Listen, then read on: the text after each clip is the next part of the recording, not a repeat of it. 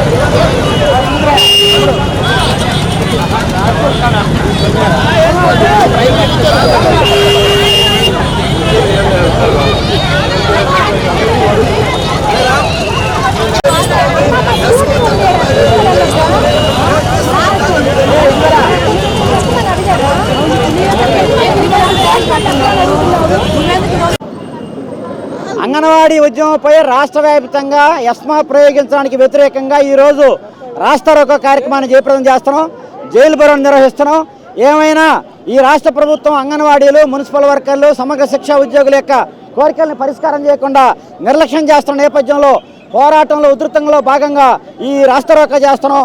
ప్రభుత్వం దిగిరాకపోతే బంధు నిర్వహిస్తాం, ఆమర నిరాదీక్షకు వెళ్తామని తెలియజేస్తున్నాం. తగ్గాల్సింది ప్రభుత్వం, మేమైతే తగ్గేదే లేదని ఈ సందర్భంగా ప్రకటన చేస్తా ఉన్నాం. ఈరోజు కార్మిక సంఘాలు, విద్యార్థి యువజన సంఘాలు, రైతు సంఘాలు, కౌలు రైతు సంఘాలు, వ్యవసాయ కార్మిక సంఘాలు, మహిళా సంఘాలు అందరూ కలిసి అంగన్వాడీల యొక్క సమస్య పరిష్కారం చేయాలని, మున్సిపల్ సమస్యల కార్మికుల యొక్క ఆందోళనని విరమింపజేసి చేయాలని, సమగ్ర శిక్షా ఉద్యోగుల యొక్క సమ్మెని విరమింపజేయాలని చెప్పి రాష్ట్ర వ్యాప్తంగా జైలు బరో కార్యక్రమానికి పిలుపునివ్వడం జరిగింది. ప్రధానంగా 29 రోజుల నుంచి అంగన్వాడీలు చట్టబద్ధంగా సమ్మె చేస్తూ ఉన్నారు. ఈ చట్టబద్ధమైన సమ్మెని ఏదో రకంగా భయపెట్టి నియంత్రిత పద్ధతుల్లో పోకడలో తీసుకొచ్చి భయానక వాతావరణం సృష్టించి అంగన్వాడీల చేత బడులు తెరిపించాలని చెప్పే పద్ధతుల్లో దుర్మార్గమైనటువంటి ఎస్మా చట్టాన్ని తీసుకొచ్చింది. దీన్ని మేము తీవ్రంగా ఖండిస్తూ ఉన్నాం. ఇవాళ ఎస్మా చట్టానికి వాస్తవంగా ప్రభుత్వం జీతాలు అడిగేటప్పుడు మీరు గౌరవ వేతనంతో పనిచేసే వాళ్ళు ఉద్యోగస్తులు కాదని చెబుతూ ఉంది. కానీ వాళ్ళ ఎస్మా చట్టం తీసుకొచ్చేటప్పుడు వాళ్ళు ఉద్యోగస్తులని చెబుతూ ఉంది. ఇది ద్వంద్వ పద్ధతి, 2-4 సిస్టమ్. దీన్ని మేము తీవ్రంగా ఖండిస్తూ ఉన్నాం. అంతేకాదు రాష్ట్ర ప్రభుత్వం దుర్మార్గమైన ప్రచారం చేస్తూ ఉంది. దాని యొక్క పత్రికల్లో ఇవాళ అంగన్వాడీలకి మేమే 7,000 రూపాయలు పెంచాము, అంగన్వాడీలకి 11 కోరికల్లో 10 కోరికలు నెరవేర్చామని చెప్పి చెబుతూ ఉంది.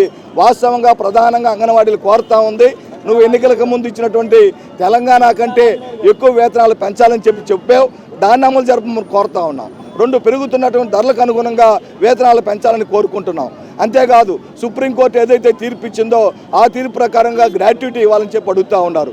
అట్లానే రిటైర్మెంట్ పెన్షన్స్ అడుగుతూ ఉన్నారు.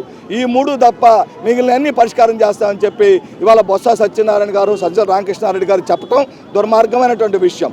మేము అడుగుతున్నాం బొత్స సత్యనారాయణ గారిని. బొత్స సత్యనారాయణ గారు 10 సంవత్సరాల జీతాలు పెంచుతారా, 5 సంవత్సరాలకు ఒకసారి జీతాలు పెంచుతారా అంటున్నాడు. మేము కూడా అడుగుతున్నాం, 5 సంవత్సరాలకు ఒకసారి రేట్లు పెంచు, 5 సంవత్సరాలకు ఒకసారి కరెంట్ ఛార్జీలు పెంచు, 5 సంవత్సరాలకు ఒకసారి నిత్యావసర సరుకులు పెంచు, 5 సంవత్సరాలకు ఒకసారి మీ వేతనాలు పెంచుకోండి. అంతే తప్ప లేకుండా 10 సంవత్సరాలు వేతనాలు పెంచుతూ ఈ విధంగా కార్మిక వర్గానికి పెంచకపోవడం దుర్మార్గం అని చెబుతా ఉన్నాం.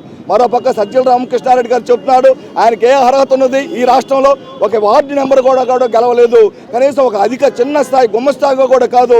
ఇవాళ రాష్ట్ర ప్రభుత్వం ఇంతమంది ఎమ్మెల్యేలు, ఇంతమంది ఐఏఎస్ ఆఫీసర్లు ఇంతమంది ఉంటే నేను సలహాదారుని చెప్పే పేరుతోటి ప్రభుత్వాన్ని పక్కదోవ పట్టించడానికి, కార్మికుల యొక్క ఆగ్రహానికి చూరగొనే విధమైన చర్యలు చేపడుతున్నటువంటి పరిస్థితి ఉంది.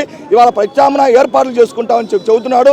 మేము చెబుతున్నాం జగన్మోహన్ రెడ్డి ప్రభుత్వానికి, సజ్జల రామకృష్ణారెడ్డి గారికి, బొత్స సత్యనారాయణకి ప్రజలు ప్రత్యామ్నాయ ప్రభుత్వానికి సిద్ధంగా ఉన్నారు. ఇదే విధమైన పోకళ్ళు కానీ పోతే నేను కంటే ముందు ఇందిరాగాంధీ, జయలలిత, చంద్రబాబు నాయుడు గారు వీళ్ళందరూ కూడా అంగన్వాడీల పట్ల, ఉద్యోగస్తుల పట్ల నియంత్రిత పోకళ్ళు పోయినటువంటి వాళ్ళందరూ కూడా చరిత్ర గర్భంలో కాలం కలిసిపోయారు. కాబట్టి వాళ్ళ యొక్క చరిత్రని ఒకసారి చదివి గుణపాఠాలు తీసుకోమని చెప్పి హెచ్చరిస్తా ఉన్నాయి ఈ ప్రభుత్వాన్ని. అంగన్వాడీ ఉద్యమం పట్ల రాష్ట్ర ప్రభుత్వం అత్యంత నిరంకుశంగా వ్యవహరిస్తూ ఉంది. ఈ చర్యలను నిరసిస్తూ సిఐటియు, వ్యవసాయ కార్మిక సంఘం, రైతు సంఘం, కౌలు రైతు సంఘం, ఐద్వా అనేక ప్రజా సంఘాలు కలిసి ఈరోజు రాస్తా రోకోకి పిలిపివ్వడం జరిగింది రాష్ట్ర వ్యాప్తంగా. అంగన్వాడీలు వాళ్ళు ఏమి గొంతెమ్మ కోరికలు అడగటం లేదు. ఎన్నికలకు ముందుగా ముఖ్యమంత్రి గారు వాళ్ళకి ఏవైతే హామీ ఇచ్చారో తెలంగాణ రాష్ట్రం కంటే ఒక 1000 రూపాయలు అదనంగా జీతం ఇస్తాను, మిమ్మల్ని అక్కచెల్లెమ్మల్లాగా చూసుకుంటానని చెప్పారు. దాన్ని అమలు చేయమనే అంగన్వాడీలు అడుగుతూ ఉన్నారు. 4.5 సంవత్సరాలుగా అడిగి విసుగు పుట్టి చివరకు వాళ్ళు ఈ సమ్మెకు రావటం అనేది జరిగింది. కాబట్టి వాళ్ళది అత్యంత న్యాయమైనటువంటి డిమాండ్ అనేది మొదటి విషయం. రెండోది అంగన్వాడీ ఆశాలు వీళ్ళంతా కూడా వీళ్ళు కార్మికులకు ఉద్యోగులు కాదు, వీళ్ళు కేవలం గౌరవ వేతనం పొందేటువంటి వాళ్ళే అని చెప్పని ప్రభుత్వం అంటుంది. గౌరవ వేతనం పొందే వాళ్ళ మీద ఎస్మా చట్టాన్ని పెట్టాలని చెప్పని ఏ రాజ్యాంగం చెప్పట్లేదు. వీళ్ళని ఇప్పటికిప్పుడుగా ఎస్మా చట్టంలోకి చేర్చి జీవో నెంబర్ 2 తీసుకొచ్చి ప్రభుత్వం అమానుషంగా ఎస్మా చట్టాన్ని ప్రవేశపెట్టింది. ఈ చట్టాన్ని వెంటనే ఉపసంహరించుకోవాలని చెప్పని మేము డిమాండ్ చేస్తూ ఉన్నాం. అంతేకాదు వీళ్ళు సమాజంలో ఉన్న దళితులు, బలహీన వర్గాలు, గిరిజనులు, అట్టడుగు తరగతులకి సేవ చేసేటువంటి వాళ్ళు. ముఖ్యమంత్రి గారు నోరు తెరిస్తే ఈ రాష్ట్రంలో పేదలకి, పెత్తందారులకు మధ్య యుద్ధం జరుగుతుందని చెప్తున్నారు. ఈరోజు ముఖ్యమంత్రి గారు ఎవరి మీద యుద్ధం చేస్తున్నారని చెప్పి మేము అడుగుతూ ఉన్నాం. ఒకవైపు అట్టడుగు వర్గాలైన అంగన్వాడీలు చేస్తున్నారు, ఈ సమాజాన్ని పరిరక్షిస్తున్నటువంటి, పర్యావరణాన్ని కాపాడుతున్నటువంటి మున్సిపల్ వర్కర్స్ సమ్మె చేస్తూ ఉన్నారు. మరి వాళ్ళ మీద ఈరోజు పెత్తందారుగా ఈ ప్రభుత్వం ఉద్యమాన్ని చేస్తూ ఉంది. అందుకనే దీన్ని తిప్పికొట్టే విధంగా ప్రజా సంఘాలందరూ కూడా కలిసి రావాలని చెప్పని, వీళ్ళ న్యాయమైన సమస్యల పరిష్కారం అయ్యే వరకు అందరూ కలిసి రావాలని చెప్పి విజ్ఞప్తి చేస్తూ ఉన్నాం.